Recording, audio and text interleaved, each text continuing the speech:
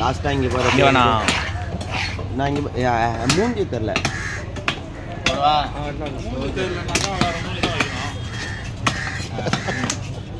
எல்லாம் பேசினா வருமா வராத ப்ரோ நான் டென்ஷன் ஆகுது வீடியோ ஓடுது சரியா வீடியோ எடுத்து முடிச்சு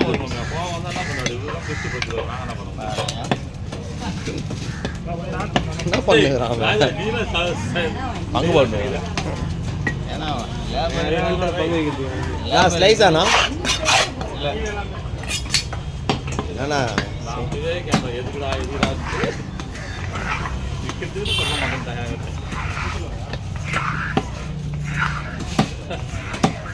அப்பவே கேட்கற விக்கிறதுக்கடா ஒருத்தவங்களுக்கு குடும்பத்துக்கு வீட்டுக்கு